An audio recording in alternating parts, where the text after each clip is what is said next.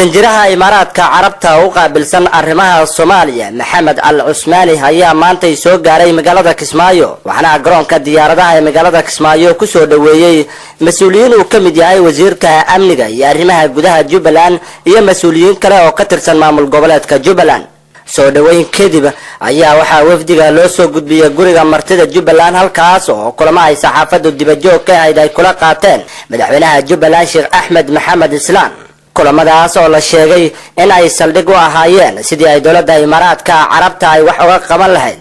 arrimaha abaaraha ka jiro deegaanada Jubbooyinka iyo bilowga mashaariic ay dawladda imaaraadka carabta hore ugu ballan qaaday maamul goboleedka Jubbaland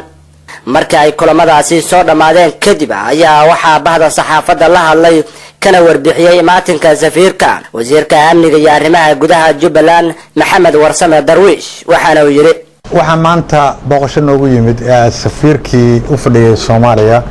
dawladda imaaraadka carabta iyo wafdi la socda waxaana ay wada hadal la yeesheen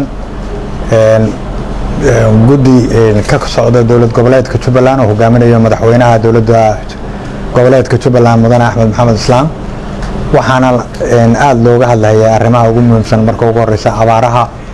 iyo maanta dhibaatada ka taagan Soomaaliya iyo arrimo hore oo horumarinayo horay safaradii hore madaxweynaha uu ku tagay dalka imaaraadka qaybihii ka dhimanaa dhamaystirkoodii iyo heshiiskoodii wuxuuna ku dhamaaday si afgarasho ah in si dhaqsaana loo bilaabi doono mashaariicdii hore looga heshiiyey markii madaxweynuhu joogay dalka imaaraadka iyaguna ay u soo diyaar garoobeen kuwaas aan rajaynayno waqti gaaban inuu bilowdo arrimaha abaarahana sidoo kaleeto wixii ay ka qayb qaadan karaan inay ka qayb qaadan doonaan ayay sheegeen waxaanuna